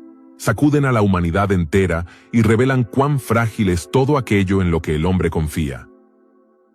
Amados hermanos, al considerar esto, notamos que la profecía de Jesús acerca de los terremotos y las hambres coincide claramente con las cosas que están ocurriendo hoy en día. Número 5. Persecución y odio contra los cristianos. Parece que existe un resentimiento mundial en contra de la cristiandad en nuestros días. Todo indica que esta realidad forma parte de las señales que anuncian el fin de esta era y la cercanía de la segunda venida de Cristo. Los discípulos le preguntaron directamente al Señor, ¿qué señal habrá de tu venida y del fin del siglo? Jesús no les dio una sola señal, sino muchas, mostrando las características que marcarían el final de la edad. Entre ellas, una de las más claras y prominentes, fue la persecución y la discriminación contra quienes deciden seguirle con fidelidad. Leamos Mateo capítulo 24, versículo 9. Entonces os entregarán a tribulación y os matarán, y seréis aborrecidos de todas las gentes por causa de mi nombre. Amados hermanos, estamos entrando en una era de persecución religiosa sin precedentes contra los cristianos. Según la lista mundial de la persecución 2024, elaborada por la organización cristiana evangélica Puertas Abiertas, más de 365 millones de cristianos en el mundo sufren altos niveles de persecución y discriminación a causa de su fe. Corea del Norte se mantiene como el país más hostil para los cristianos, seguido por naciones como Somalia, Libia, Eritrea y Yemen, que ocupan los primeros lugares debido a la intensa presión y violencia ejercidas contra las comunidades cristianas. Este informe, que ha evolucionado desde su creación en 1993 para ofrecer una visión integral de las adversidades que enfrentan los creyentes, también subraya situaciones de extrema gravedad en países como Nigeria, Pakistán, Sudán, Irán y Afganistán, donde no solo se vive violencia directa, sino una opresión cotidiana y sistemática.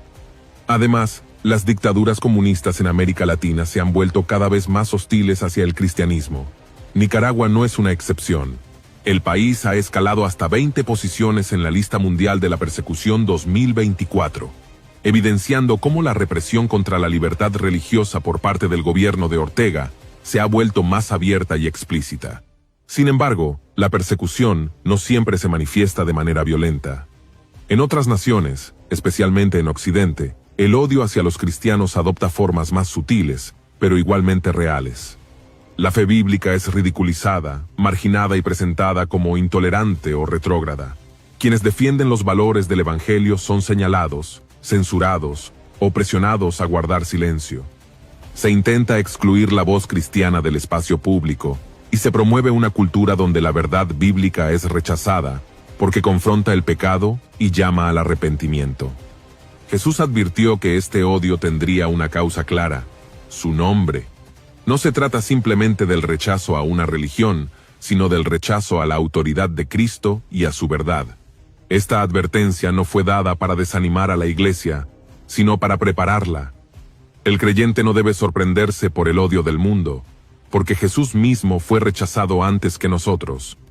En medio de la persecución, la iglesia es llamada a mantenerse firme, a amar incluso a quienes la persiguen y a dar testimonio con una fe genuina, fiel y perseverante. Número 6. Enfriamiento del amor. Leamos Mateo capítulo 24, versículo 12. Y por haberse multiplicado la maldad, el amor de muchos se enfriará. En el texto original, la palabra que Jesús utiliza para amor es ágape, y esto es profundamente significativo. Muchas veces este versículo se usa de manera general, como si Jesús estuviera hablando del mundo en términos emocionales, diciendo que las personas ya no se aman. Sin embargo, esta interpretación es incorrecta. Jesús no está describiendo simplemente una crisis social, sino una realidad espiritual que afecta directamente a su pueblo. En el Nuevo Testamento existen varias palabras para amor. Eros se refiere al amor carnal, Storge describe el amor familiar, Fileo habla del afecto fraternal, Pero Jesús no usa ninguna de estas expresiones. Él usa ágape, el amor que proviene de Dios y que define la relación viva entre Dios y su iglesia. Al estudiar el amor ágape, entendemos que no es solo un sentimiento que Dios tiene, sino la esencia misma de su ser. Dios es amor. El ágape define su naturaleza y su forma de relacionarse. Por eso, cuando Jesús dice que el amor se enfriará, está diciendo que la relación con Dios de muchos dentro de la iglesia se enfriará como consecuencia de la multiplicación de la maldad. Este enfriamiento se manifiesta hoy de manera clara dentro del cuerpo de Cristo. Se ve en iglesias divididas, donde el amor ha sido reemplazado por contiendas y rivalidades. Se manifiesta en chismes, murmuraciones y palabras que hieren, que destruyen la comunión y apagan el espíritu. Se evidencia en el orgullo espiritual, cuando el yo ocupa el lugar que solo le corresponde a Cristo. Se nota cuando hay más interés en posiciones, títulos o reconocimiento que en servir con humildad. También se ve cuando se pierde la sensibilidad hacia el pecado y hacia el hermano. Conciencias que antes eran sensibles ahora se endurecen. La corrección bíblica es rechazada. La exhortación es vista como ataque y la verdad es sacrificada para evitar conflicto. El amor ágape, que busca restaurar, perdonar y edificar, comienza a enfriarse en medio de la iniquidad tolerada dentro de la misma iglesia. Un ejemplo claro de esta realidad lo encontramos en Apocalipsis capítulo 2, en la carta a la iglesia en Éfeso.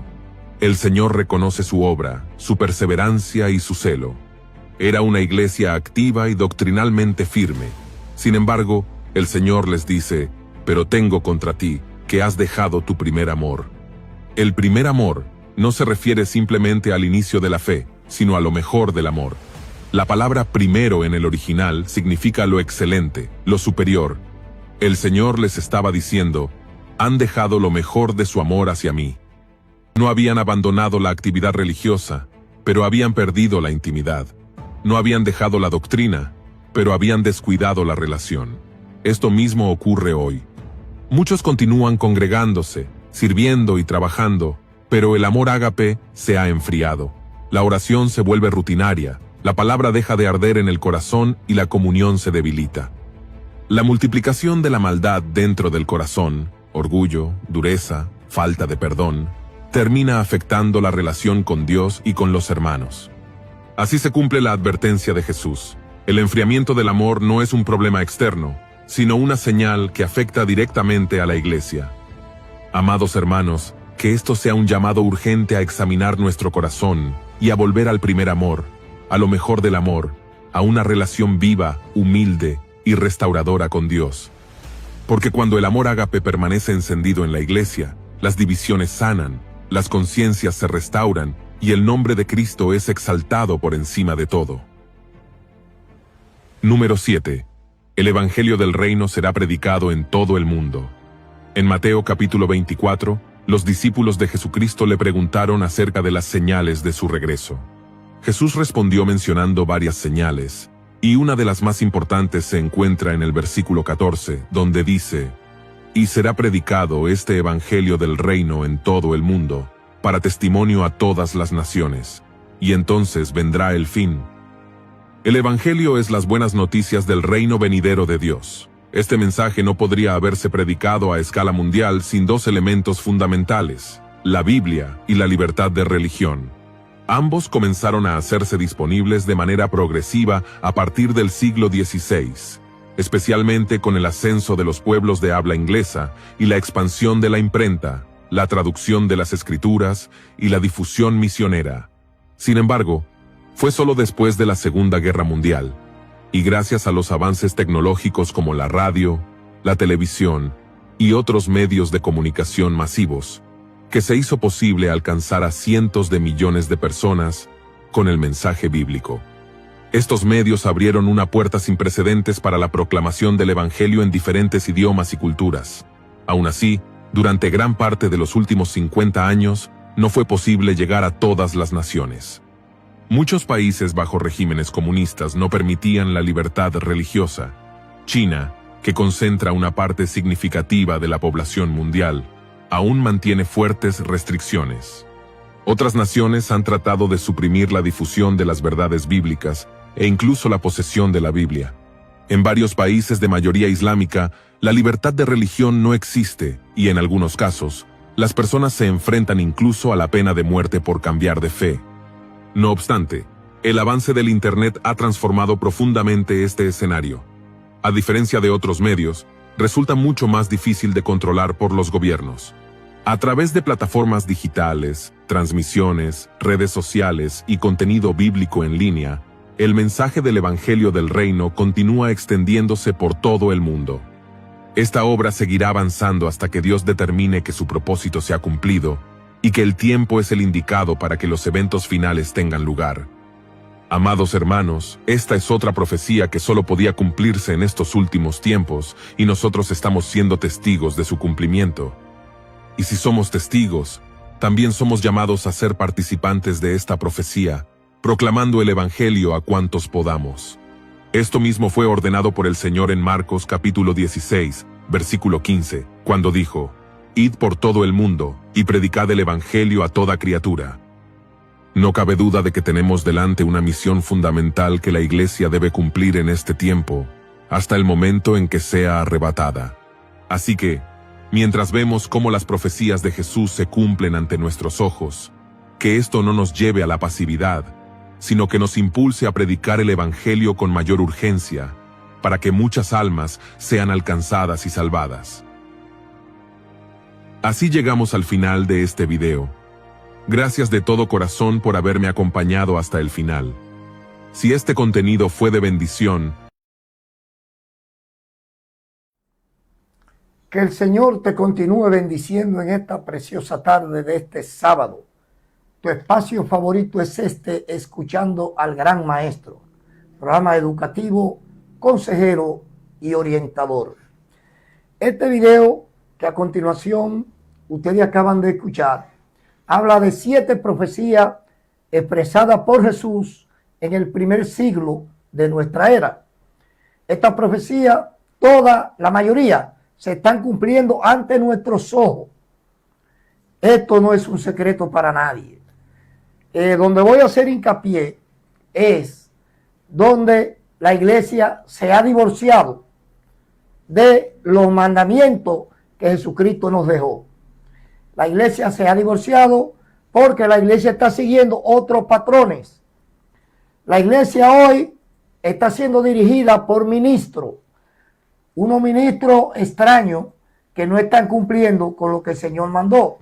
Pero para poder hablarle de esto, tengo que leerle a 2 de Corintios, capítulo 11, versículos 13, 14 y 15, que dicen así, para la gloria de Dios Trino. Porque estos son falsos apóstoles, obreros fraudulentos, que se disfrazan como apóstoles de Cristo, y no es maravilla, porque el mismo Satanás se disfraza como ángel de luz. Le voy a repetir. Porque estos son falsos apóstoles, obreros fraudulentos, que se disfrazan como apóstoles de Cristo. Y no es maravilla, porque el mismo Satanás se disfraza como ángel de luz. Así que no es extraño si también sus ministros se disfrazan como ministros de Cristo y de justicia, cuyo fin será conforme a sus obras. ¿De qué te estoy hablando? Fíjate bien. La iglesia ha sido sumergida hoy en una doctrina llamada la doctrina de la prosperidad. Doctrina falsa, satánica, que el diablo la inventó con el único propósito de desviar a la gente de Jesús, para que la gente busque los bienes materiales y la gente no busque lo que Jesucristo nos fue a preparar, unas mansiones celestiales. Todo esto, añadiéndole también otras enseñanzas que están añadidas, que estos ministros de Satanás que se disfrazan, mencionan a Cristo. Ellos no pueden dejar de mencionar a Cristo, porque ese es el disfraz. Son lobos con el traje de oveja. ¿Para qué? Para que usted se desvíe del camino que el Señor nos dejó en las Escrituras. Si usted estudia las enseñanzas de estos ministros de Satanás con las enseñanzas de que Cristo nos dejó, difieren la una de la otra. están muy lejanas la una de la otra, porque han introducido herejías, han introducido pecados carnales a la iglesia, han introducido una cantidad de enseñanza que Dios no la ordenó. Esas enseñanzas Satanás las ha traído a sus ministros, porque déjeme decirle algo, no se vaya usted a perder. Esto le está diciendo a usted que así como Dios tiene ministros, Satanás tiene sus ministros, el Señor los reprenda.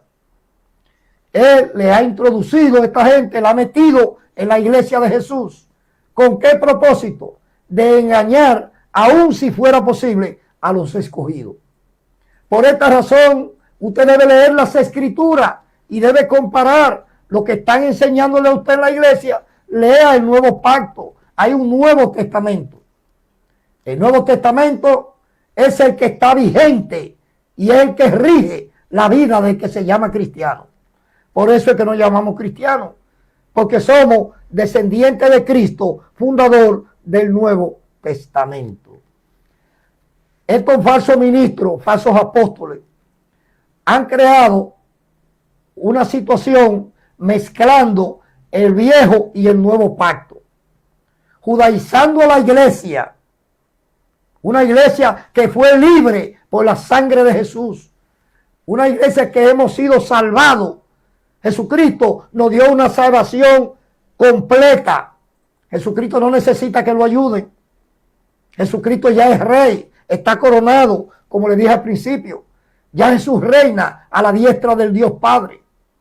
Jesús está desde allí y todo aquel que clame a Él recibirá la ayuda que pida. Esto es lo bueno que tenemos de esto, que todavía hay tiempo. Pero un día de esto se va a cerrar. Las puertas serán cerradas y es lamentable mucha gente que Dios lo ha llamado y no quieren obedecer, no han querido arrepentirse y dejar de predicar estas fábulas que están predicando. Ahí hay gente aún llamándose apóstoles y llamándose profeta. Hoy hay un don de profecía, no profeta. Hay un don de profecía dado por el Espíritu, no profeta. Hasta esos títulos se lo han robado y lo tienen secuestrado. Entonces esta gente son lo que Satanás, dirigiendo a sus ministros y a sus apóstoles, los han puesto a dirigir las diferentes iglesias. Y la gente cree que son de Dios porque mencionan a Cristo y mencionan a Dios. Pero su objetivo no es llevar a la gente ni a Dios ni a Jesucristo, sino al infierno, a Satanás. Ese es el trabajo de estos falsos ministros que se visten y se disfrazan como ángel de luz. Esto es lo que dice la Escritura. Nosotros nos basamos en lo que ella dice. Por esto, cada material que ustedes que le traemos es seleccionado primeramente. ¿Por qué? Porque aquí el que dirige esto es el Espíritu Santo. El verdadero ministro aquí es el Espíritu. Aquí nosotros solo somos siervos. Yo solo soy un siervo, simplemente. Y con ese título me basta, porque me gusta servir a mi Señor. Por eso leo las Escrituras, para que nadie venga a enseñarme otra cosa que no sea lo que Cristo ordenó. Por esto la iglesia está como está, la iglesia está desbandada. La iglesia cristiana, lamentablemente, hoy está viviendo un proceso terrible de confusión. Muchos están confundidos. Buenos hombres que hay ahí que predican, pero lamentablemente siguen un patrón que Satanás le ha establecido a través de estos ministros que han usado como fuente de ganancia el evangelio de Jesucristo. Estos ministros no son de Dios, no vienen de parte de Dios. Lo primero es que si usted analiza cuál es la posición de Jesús en cuanto a las riquezas, Jesús y las riquezas, hay un párrafo bíblico ahí en el evangelio de Mateo. La posición de Cristo es que no busquemos riquezas en la tierra, donde los ladrones minan y roban y la polilla corroe. Hagan tesoros en el cielo. La forma única de hacer tesoros en los cielos es obedeciendo al Señor, haciendo lo que el Señor dijo. Porque si Jesús hubiera venido a buscar riqueza, yo le digo a usted, nosotros tenemos que buscar riqueza. Pero Jesús no vino a buscar riqueza. Jesús inclusive dentro de su pobreza, Jesús mejor dio en vez de quitar. Hoy, lamentablemente, la iglesia que se llama, ellos dicen que son, pero no son, porque los hechos lo niegan. Ellos con la boca dicen que son, pero sus hechos niegan a Jesús, al Cristo de la Biblia, al Cristo que la misma Biblia que ellos caigan abajo del brazo. Lo que él dice, ellos lo niegan. Porque Jesús predicó otra cosa. Jesús no predicó eso. Jesús no vino aquí. Dice que el Hijo del Hombre no tuvo ni siquiera una piedra para recostar su cabeza. Ese es uno de los puntos. Entonces, estos ministros están llevando gente al infierno por cantidades exorbitantes.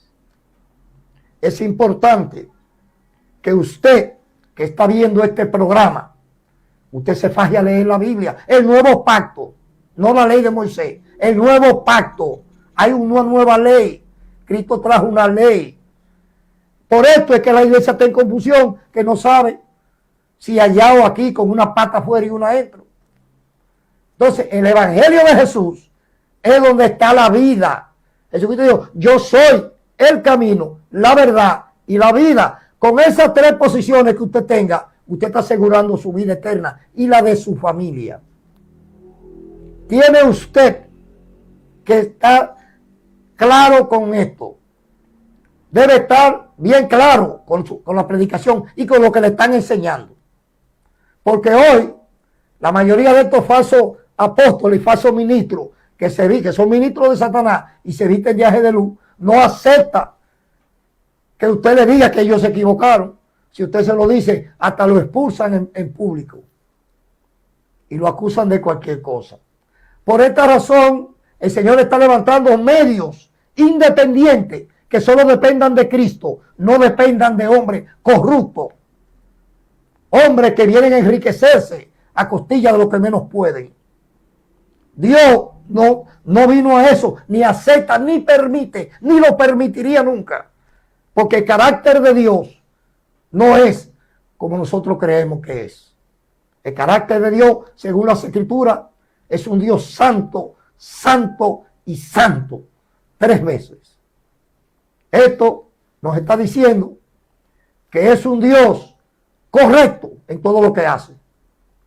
El hombre, nosotros los seres humanos, no somos perfectos, es cierto.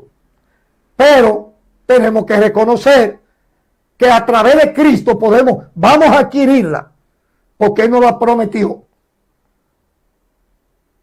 Nosotros, para poder adquirir la perfección en Dios, es a través de Cristo, no es a través de ningún profeta, ni de ningún apóstol, ni de nadie que diga que esto y que aquello. Esos solo son personas que pasan, que vienen de pasada, y que si no se arrepienten, usted sabe que no hay 2 lugares, uno sube y el otro baja. Esto está claro. La palabra es clara en cuanto a lo que enseña. Nosotros, aquí en este programa, escuchando al gran maestro, solo enseñamos los mandamientos de Jesús, del Hijo de Dios. Porque Él es la verdad. No hay verdad en ningún hombre que se desvíe de las enseñanzas de Cristo. Si se desvió, se equivocó. La verdad está en Cristo. La vida está en Cristo. No hay vida en nadie más. Usted no ve cómo esos falsos apóstoles que mencionan a Cristo le enseñan a usted que usted va a llegar al Padre a través de otra gente, de María, de José, de San Miguel. ¿Por qué enseñan esto?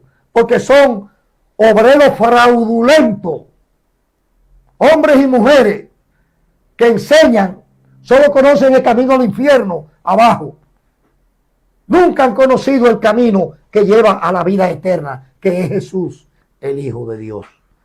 Nosotros, nuestro propósito en este espacio, escuchando al gran maestro, es que si usted es de lo que está siendo engañado, llámenos que vamos a orar con usted. Vamos a orar y Dios le va a dar una salida. Dios siempre tiene una salida alternativa a todas esas prisiones que los hombres crean. Estos obreros fraudulentos crean prisiones, meten a la gente en prisiones, que si tú no le buscas dinero, te va a perder, que no está cumpliendo con Dios. Dios no pide. Dios no es un pididón. El Dios que dice la Biblia es rico. El que la Biblia mía dice es rico. Y yo lo he descubierto. Porque yo sirvo a Dios. Y Dios nos ordena a nosotros. Lo que nos ordena es que debemos nosotros colaborar con nuestro prójimo. Dios no me ha ordenado a mí que yo tenga que buscar para hacer a nadie millonario. Ya que se conforme con lo que se robó.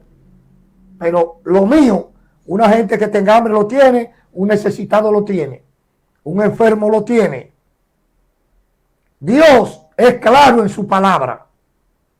Y ya Él lo expresó, aquí lo dice el apóstol, lo dice aquí, que son obreros fraudulentos, que se visten de ángel de luz. Te van a mencionar a Dios y a Cristo. Pero cuando se paran a enseñar, no enseñan a Cristo. Enseñan lo que ellos tienen en su corazón. La ambición, dinero, a recoger cuarto y dinero. Este tipo de enseñanza no es de Jesús. Jesús nunca enseñó eso. Las enseñanzas de Cristo fueron claras y hasta un niño recién nacido puede entenderla si la lee. Y después que la lea, cuando la escuche, la va a saber identificar. El Señor Jesucristo lo que quiere que te involucre con Él, que no te involucre a idolatrar estos ministros de Satanás que están haciendo todo lo que le da la gana. Han creado mandamientos ellos mismos. Le dicen a la gente que si tú no le llevas a ellos cantidades de dinero, tú no te vas a salvar. Están hasta vendiendo milagros, que si tú te das tanto te van a dar un milagro. Esos son obreros fraudulentos, obreros de Satanás, obreros de la oscuridad, que envuelven el evangelio y no enseñan el evangelio, sino que ellos tienen su propia doctrina, porque son hijos de perdición, para lo cual está creada la más densa tiniebla, dice la Escritura. Dios nos ha enviado a nosotros a enseñar su palabra, no a negociar. Han convertido la casa de Dios en negocios. Creen que esto es un negocio, porque nunca no conocieron a Dios, no lo conocen. Si ellos conocieran a Dios, no hicieran lo que hacen. Porque Dios, mire, hubo un caso ahí en el libro de los Hechos, de Ananías y Zafira. Estos dos esposos tenían una propiedad y decidieron venderla, pero ellos prometieron que iban a entregar todos los fondos para que la iglesia hiciera el trabajo al principio, en la era primitiva. Pero luego engañaron, querían engañar a Pedro, pero el Espíritu Santo, ¿quién engaña a Dios? Si Dios es la verdad. Si delante de Dios usted no puede hablar mentira, usted tiene obligatoriamente que confesar, porque Él es la verdad. Nadie puede ocultar la verdad a Dios. Dios es bueno, es amor, pero cuando usted decide engañarlo a Él, ya usted se está metiendo en problemas. Ese es un problema que usted se está creando con el Creador. Entonces Dios es claro. Las enseñanzas de Jesús son las únicas que nos pueden llevar a nosotros al cielo, a la salvación y la vida eterna. Solo la de Cristo. Cristo tiene seguidores como el apóstol Pablo, como Pedro, que ellos repitieron las enseñanzas de Jesús. Por eso le hablo de las enseñanzas de Cristo, Cuando le hablo de Cristo, le hablo de estos hombres de Dios que vivieron conforme a como Cristo vivió y murieron conforme a como Cristo murió. Ellos no vinieron a buscar riqueza. Ellos no vinieron a aprovecharse del infeliz. Esos son obreros fraudulentos, apóstoles falsos que usan el nombre del Señor y convierten en libertinaje la gracia de Dios y convierten la iglesia en fuente de ganancia y la convierten en negocio. Hoy nosotros lo único que nos resta decirte que Cristo todavía, las puertas están abiertas. Jesucristo tiene sus puertas abiertas y que es lo que necesita es tu corazón, no tu dinero. No, tu corazón es lo que Él te está pidiendo, tu alma. Él quiere salvar tu alma, cambiar tu corazón. Quiere enviar el Espíritu Santo para que haga el trabajo en ti y te dirija. Donde el Espíritu Santo dirige, no hay mentira, no hay robo, no hay saqueo, no hay nada de eso, ni ambiciones. La única ambición es de llegar al cielo, llegar al reino, para que allí en el reino nosotros podamos reunirnos como familia. Bueno, solamente nos resta decirte que Dios te bendiga, que Dios te guarde rica y abundantemente y que te mantenga siempre escuchando y que cuando veas el programa, por favor, que nos le dé like y te suscriba a este canal, porque este programa está creado para ayudar a la familia. Sí, a ti, a esas familias que están destruidas, que están rotas. Hay muchas familias rotas en Santiago y el Señor la quiere restaurar. Dios te bendiga, Dios te guarde. Esto será entonces hasta el próximo sábado cuando nos encontremos contigo. Dios te bendiga. Escuchando al Gran Maestro, un programa educativo